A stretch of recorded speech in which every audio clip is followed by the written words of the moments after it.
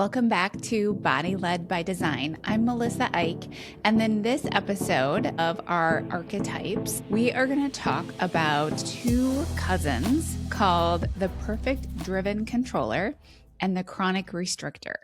2 weeks ago, I talked about all the types, and last week I talked about the high achieving woman and how she eats in response to stress, pressure, diet culture, and the demand to keep going. And I shared a little bit of my experience with that as well. And today I'll share my experience personally on the perfection driven controller as well as the chronic restrictor. This episode might feel pretty close to home. You're probably going to see yourself in one, if not both of these types.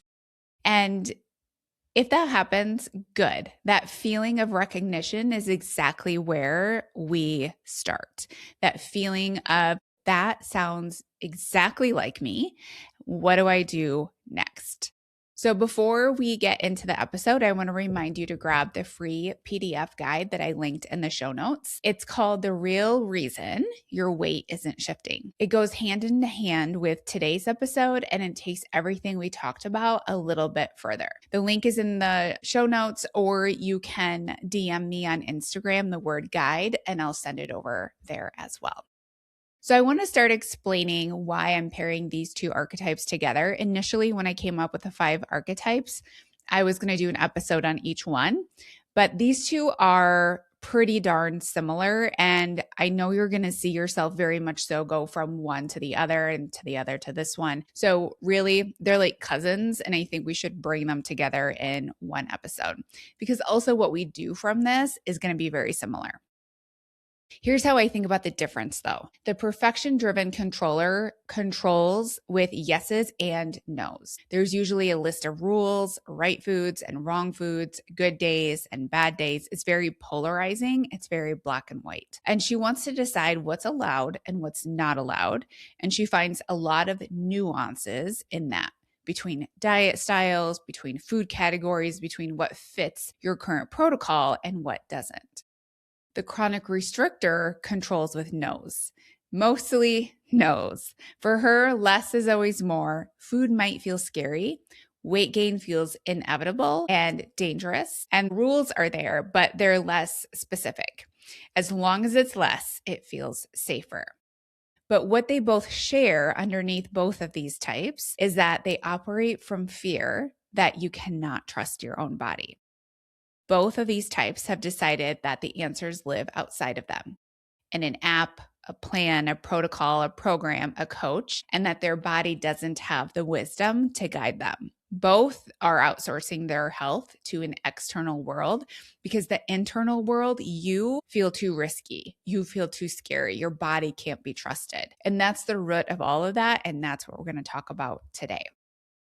So for the perfection-driven controller, you're thinking, if I do this right, I'll finally feel better. And you do care deeply about your health. That's why you love a plan. You love structure. You love rules. And when you're following a protocol with macros or clean eating, some sort of guideline, you feel very safe within that. You feel the control that you really think is the answer, because you feel like you're doing it right. And then something happens. Life intervenes as it does. You maybe have a work dinner. You go on vacation. You have a stressful week where you didn't get to prep your meals and you had a meal that was out and it just didn't fit what your normal plan would be. And then that's when everything unravels. And if you've ever been in this pattern or you're in it right now, I want you to think about the morning after you get home from vacation, or the morning after a night out, or the morning after a day that it was just off. And what do you usually say or think to yourself? I'm doing it wrong. There's a right way to do this, and I can't figure it out. I can't be consistent enough. I can't do this well enough. I'm not someone who this is easy for. I'm just not a good, healthy eater. I have to get back on track. I was so bad yesterday. I need to pay that back. I can't trust myself when I travel, when there's a work dinner, when I go out for the evening. And so you start to shrink your world. You avoid dinner.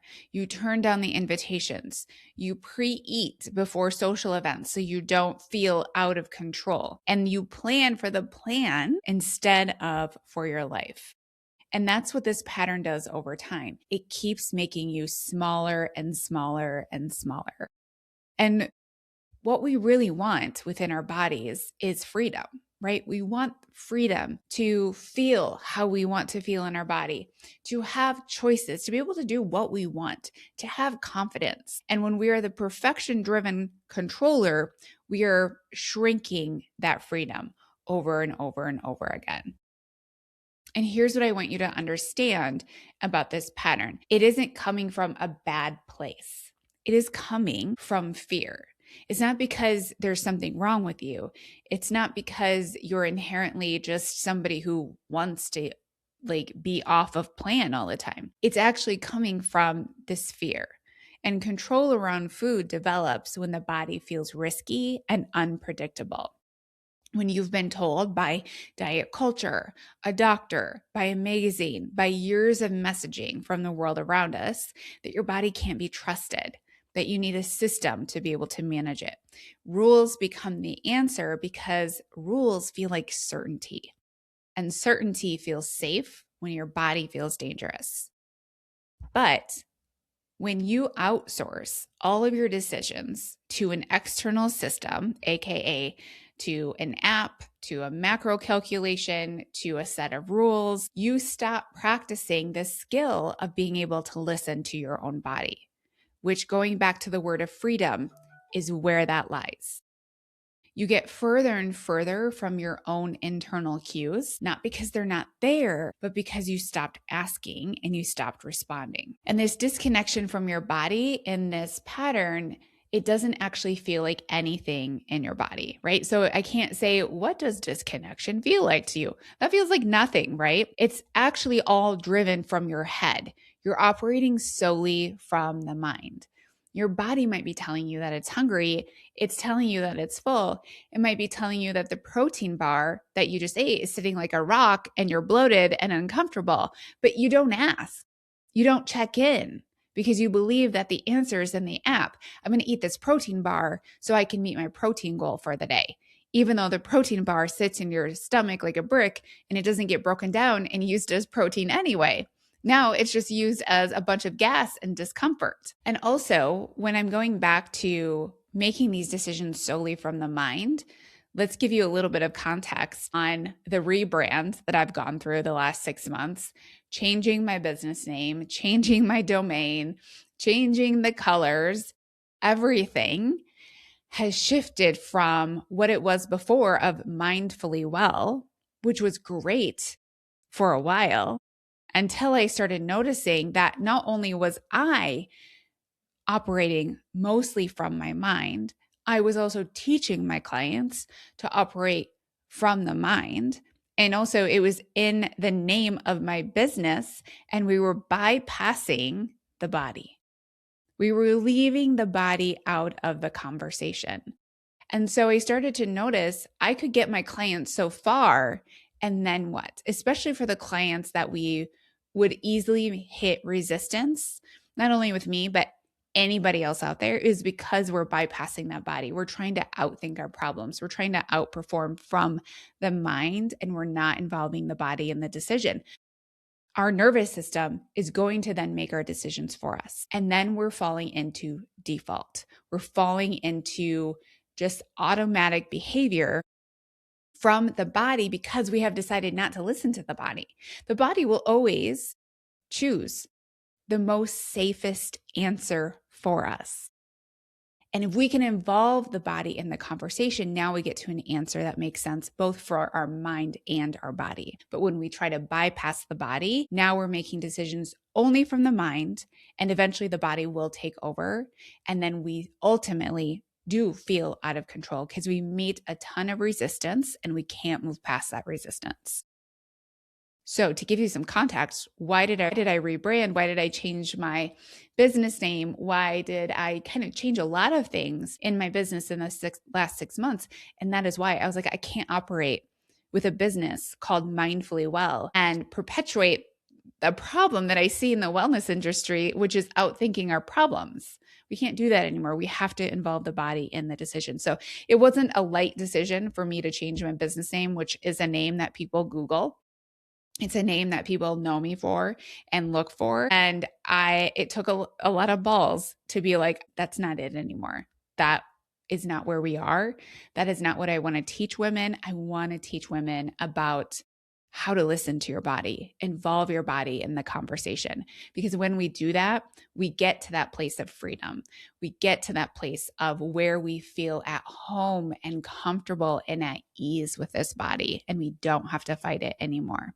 Okay, I went off on a tangent from the archetypes, but I was like, oh, this is a perfect time to bring in why did I change things? And so now you understand why a little bit better on why that change really came from. So going back to the perfection driven archetype is that your body is always going to tell you that it is hungry. Your body is going to tell you it's full. But the problem is that we don't ask. We don't check in because we believe that that answer is external. So why would we check in to the system that will give us an answer that we don't believe? We're going to believe the answer outside of us when we are that perfection-driven controller, like the macros, like a coach, like a protocol, like an exact system. So I don't have to make a decision. So I don't have to think about this because I don't trust myself. And so many times we're like, I need an app to tell me how much to eat and when. I need a watch to tell me how much I've burned today. I need a coach to tell me exactly what to do and when to do it and how to do it. I need a program that gives me rules and structure because I don't want to make these decisions myself. And I understand this. I really do, because we all have been taught that that is the best way to go about things. But now we are starting to realize that that probably isn't actually how you want to live your life. Nobody wants to hire a coach for the rest of their life. Nobody wants to track their food in MyFitnessPal for the rest of their life. Those are not things that we actually want, but yet we keep coming back to them because there's this false sense of safety in it. But what we really want and what we really need is to develop that wisdom and that connection with our own bodies so we can stop outsourcing to the external world to tell us what to do and how to do it. Because the truth is, we have the best answers for ourselves within our own body. So I'm going to give you something very practical here, because this isn't about throwing away all the structure overnight, because I will say there is benefit to structure in order to learn how to hear and understand and trust your body. There is a pathway there, but it isn't. Sometimes we want to jump steps and skip hoops and just divert ourselves into, I'll just follow the plan because that sounds the easiest to do. And it sounds like it would give me the safest and best answers. And I'll skip that internal extra work of understanding myself deeper within some structure. So I will not ever be somebody who says you shouldn't have any structure. And I am not going to be anybody who says like, we shouldn't be intuitive eaters. We absolutely should and can be intuitive eaters. But being an intuitive eater is not going off of vibes. I just saw an Instagram post the other day of an influencer, and she used to be, what is that name? It's Body now. I don't remember. It's so well known. Why can't I think about it? Now I need to look. What was Body? Everyone on the other side of this podcast is screaming at me right now. What was the old name? Beachbody, right? Yes, Beachbody. Okay, so she used to be an old Beachbody coach. So she went with a lot of structure, right? She would coach her clients on eat this and that and this and that, and here's the supplements and here this the workouts, and it's calories in, calories out, and whatnot. And then she decided to go all in on intuitive eating, and she gained like 40 pounds because she was misunderstanding that intuitive eating is not going off vibes. Intuitive eating is not just saying, oh, I am going to just eat this because it sounds good. I'm going to talk myself into believing that what sounds good is what my body actually needs, even if it's a Snickers bar, even if it's a turtle latte, even if it's a frappuccino, even if it's an espresso martini, right? We can all talk ourselves into thinking that there's some sort of internal need with these high sugar, highly palatable processed foods. But that is exactly why we can't go off of vibes without cutting out the noise of processed foods, high sugar foods. That's the difference. You can become an intuitive eater, and I'm actually going to be teaching you how to become an intuitive eater in my upcoming program, Body Wisdom. But the way that we do this is that we follow some structure so that we can hear our body. We cannot accurately hear our body after having a turtle latte. We cannot accurately hear our body after having an espresso martini. We can also not even accurately hear our body when we have just a slice of pizza for lunch. We have to set ourselves up for success to be able to hear our body. It's not something that automatically happens for us anymore in 2026. We are inundated with sugar and processed foods and coffee and things that make it hard to hear our body. Plus, we have social media. We have stressors all the time right now coming at us from our government, from our country, from oftentimes our community and our children. And our nervous systems take over. And we have to balance both what we put in our body in a structured way with loose structure. It doesn't need to have strict rules, but we do have to give our body what it needs to be able to survive and feel safe. And so also we can hear the body. And another way that we cannot hear the body is when we are in chronic activated stress all the time. Over and over and over again, we go into these stress loops, and then we're listening to cortisol, and then we're listening to adrenaline. And we have to be able to calm those hormones down so again, we can hear the communication in our body. That doesn't mean that we need to follow strict structure. That doesn't mean that we need to rely only on macros. That doesn't mean we need to only rely on certain food rules. There is this beautiful balance of a world between some structure and intuitive eating. But in order to do that, we have to make sure that we're cutting out the shit food, and we have to make sure that we're calming our nervous system. When we get to that place, we actually have ultimate freedom. We get to choose what is best for our body. We are not following rules given to us by somebody else. There is no rights and there is no wrongs. There is a way to develop the innate wisdom of this body that you are living in. Like, it is in there. It is really in there. It's like the cells of your body want to speak to you and yell at you and say, please give me XYZ. And it gets to be that easy. And then you're like, okay, cool, I can do that. You want a salad for lunch and you don't have to fight yourself on it. You don't have to say, oh, I'm just not feeling it today, I'm going to go have this. Or you don't have to push through the hunger and say, I can't have that. And you don't have to, like going back from last week's episode, you don't have to operate solely on productivity to feel like you've deserved a meal. You don't have to finish XYZ before you're like, I'm going to give my body what I need. Just before I started recording this podcast episode, I started to be like, I can't think. I was going to write an example of a specific client who I've walked through this process with. And I was like, I can't even think of my clients' names right now. And I was like, do you think maybe you should have lunch before you sit down to record this episode? Yeah, we should. So I got up, I had lunch, I sat down, I ate it, I came back. I still didn't write a client example because I decided that I just don't need it. But I didn't sit here and try to pull out things and force myself to work through brain fog when I was actually able to hear quickly, hey, you just need to go eat lunch and then finish your work, right? And it's very easy to push through this and want to be only productive and say, I will wait until I record this podcast episode before I have lunch. How many of you have done that in the last week? I will do that. I will do this and then I will eat lunch. I will do that and then I will do this, right? And we wait to reward ourselves with food later on because we have been productive. Or we deny ourselves something that our body is needing, and we deny the resources of our body, and we wonder why we are suffering unintentionally, or we're suffering for no good reason. And we have to learn to respond to the body. When the body gives us a cue, an impulse, a something, let's start listening and wondering, what is it telling us, instead of just demonizing the language of the body. So let's go to what do we do from here? What is one practical thing that you can do if you are a perfectionist?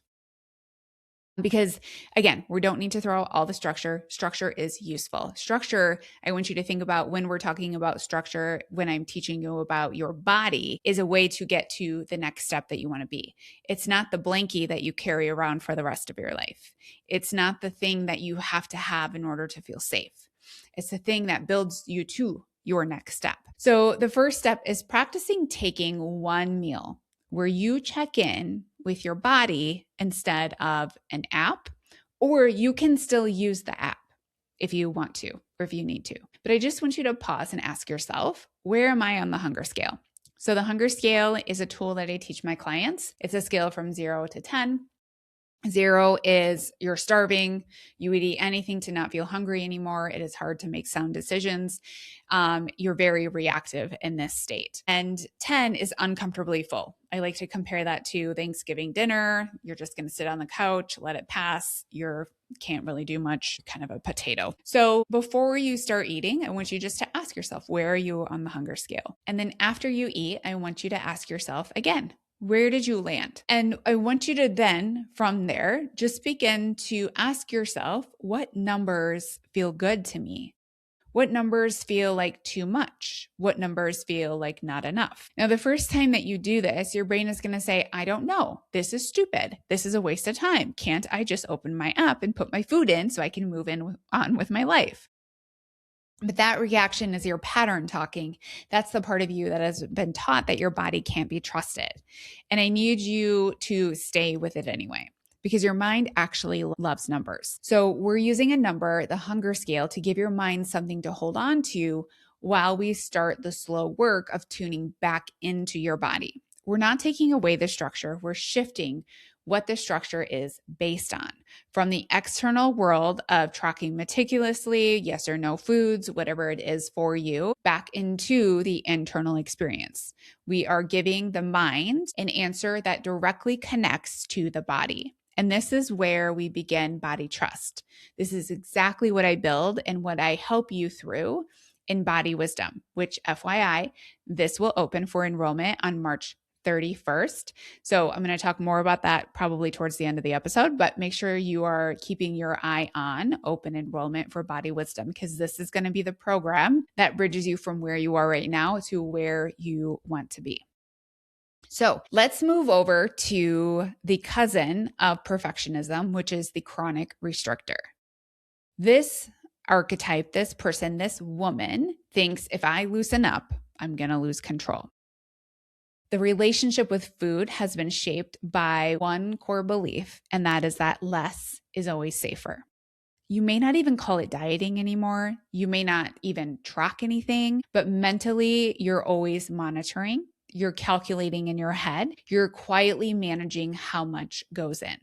Hunger feels very dangerous. Eating more feels very risky. And somewhere along the way, you learned that if you eat less, you are in control. And that control feels like the only thing that is keeping you safe. Less feels like more. And I want to get a little clinical here. We're going to talk a little bit of science because I want you to understand that physiology is one of the most compassionate things that I can offer you if you recognize yourself in this pattern.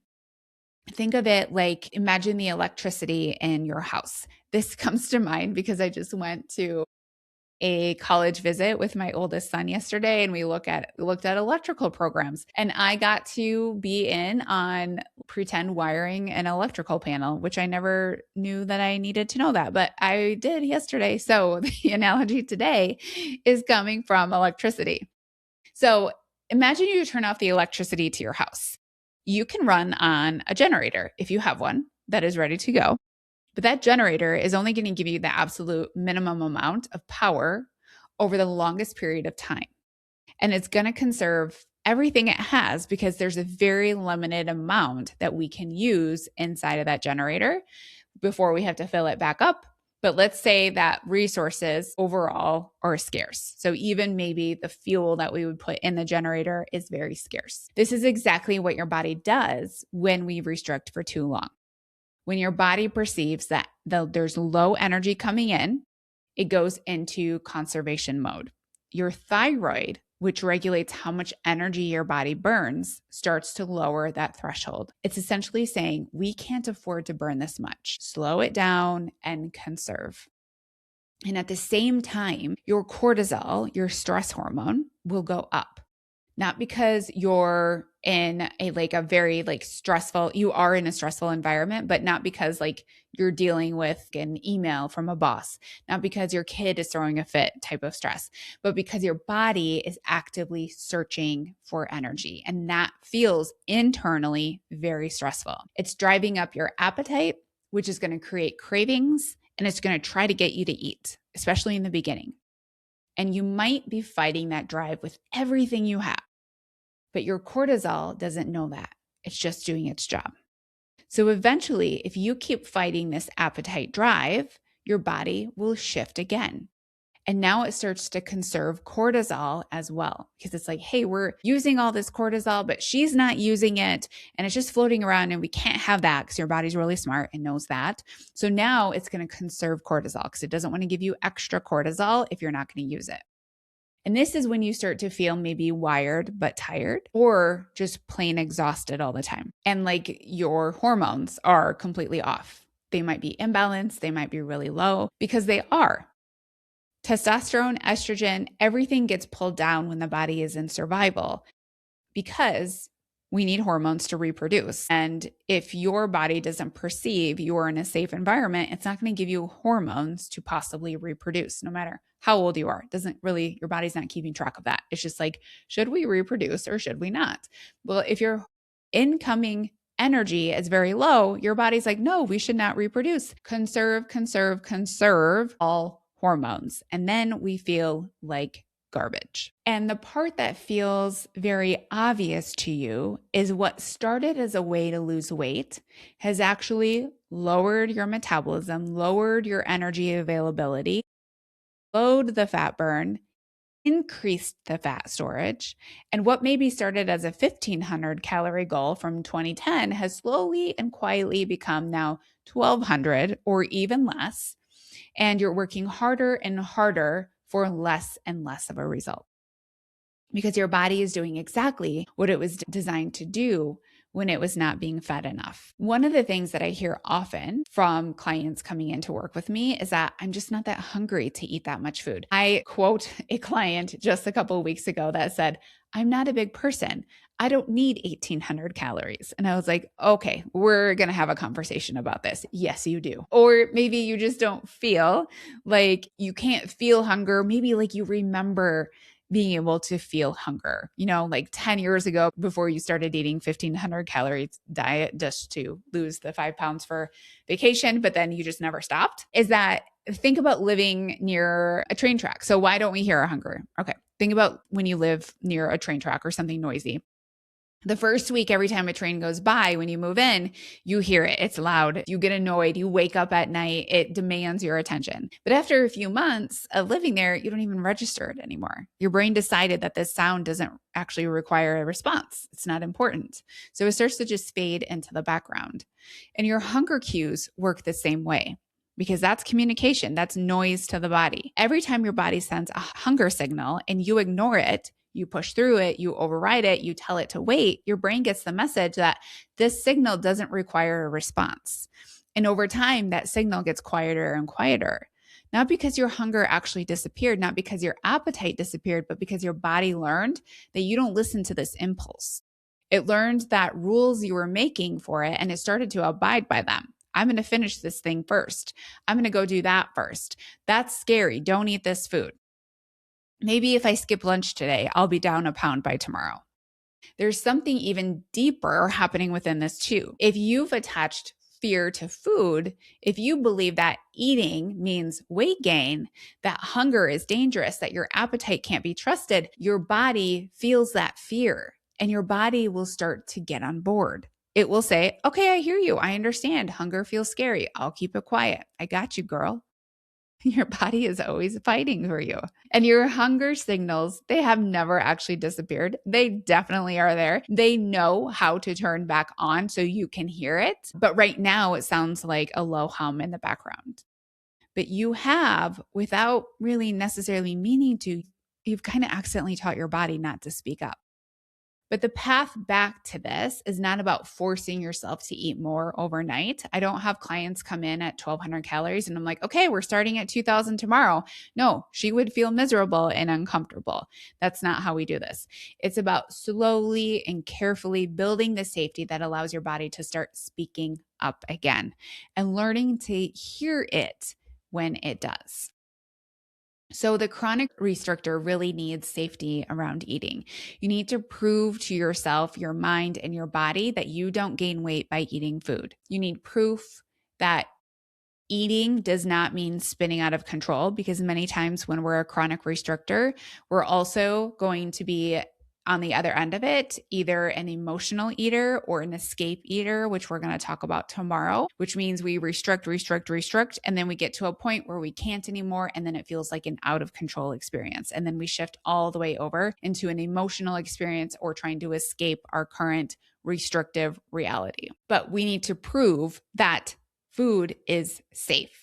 And food can be regular, and food can come in and can be abundant. And also it can mean that you don't gain weight or body fat by eating it. Food is safety, but we've taught ourselves that food is not safe. And now we need to rearrange that communication and rebuild trust that we can eat. It is safe. It actually is the ultimate source of safety for our body. And that's not work that we do from our head. We can't just think pretty thoughts and that this happens. This is body work, and it takes time, it takes support, and it takes the kind of environment where the fear has to start to soften. And we do that through proof. We do involve the mind, right? We do want to show the mind like, hey, I did this and nothing happened. I didn't gain weight. I didn't have to go off track. I didn't have to escape from it. I didn't have to restrict the next day. I just was a balanced person from Monday to Tuesday to Wednesday to Thursday to Friday. And also, I don't expect it to be linear when I talk about this sequence of Monday through Friday and Saturday and Sunday. The ebb and flow of appetites will be up and down, right? That is actually consistency, is up and down. We think consistency is the same every single day. I must eat this many calories, this many carbs, this much protein every single day. And then that's consistency. That is actually not. That's preparing you to be inconsistent in the future. Consistency, especially for a female, but for almost all humans, is an up and down.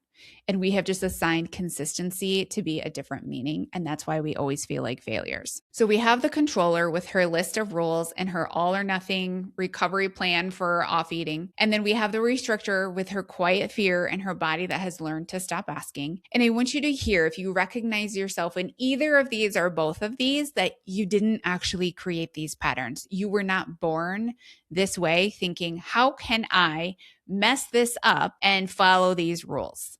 They were created for you by somebody else, by diet culture that told you that your body was a problem and it needed to be managed, by messaging that said discipline equals worth, by a wellness industry that profits off you not trusting yourself, because if you trusted yourself, you wouldn't need the next program. That's not your fault.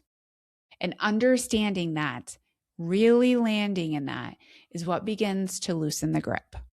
Because when you see the pattern as something that happened to you rather than something that is you, you don't have to take fault for it. You can see it for what it is. And you can begin to ask, what would it feel like to trust myself instead? And that's the beginning of everything.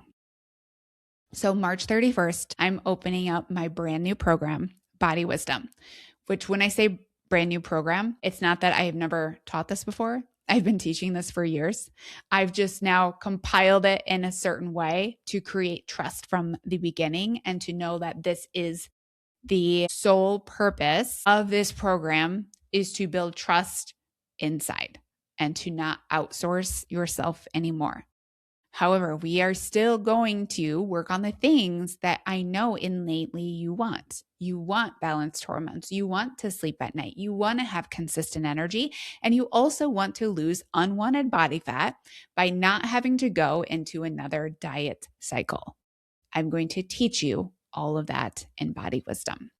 It's a 12-week program where we do this in real supported structure way. So this actually is a new program. I don't have recorded content for you. We are doing it live, which is great. I don't know if you have done a live program with me. Well, the last live program, honestly, entirely live program that I've done was back in the day when I did the Live Well project. If you've been with me for that long, people loved that program. They ate it up. Loved Live Well project. I still have people that come to me and start to work with me for what I think is the first time that they've been in my world. They're like, no, I did the Live Well project in whatever year it was. And anyway, and I think because it was a live component that, I mean, what I taught was great, but the live component of it, people really enjoyed. So the teaching aspect of it will be live, although there will be replays because everyone has a life. And then there will be group coaching in between these live teaching concepts. So it's not a fire hose of information. It's a dripping of information and application in between the drips, because our nervous system is very much so involved in everything we learn, everything we apply. And not only am I teaching you about your nervous system outside of this course, but I also can't fire hose you with information and expect your nervous system to be regulated and to be able to follow through with this and not go into default patterns of perfectionism and high achieving and your restriction, right? Because we will mirror the same nervous system patterns in different areas of our life. And so we want to decondition these default nervous system patterns that are holding us back from really being who we want to be in our bodies. So we start with the nervous system inside of the program and nutrition, because you cannot hear your body when your nervous system is in survival mode. And then we layer in the science of hormones, hunger, metabolism, and we do the embodied work of rebuilding trust with your body step by step so that food stops being something you manage and starts being something that you just do. You just become a natural eater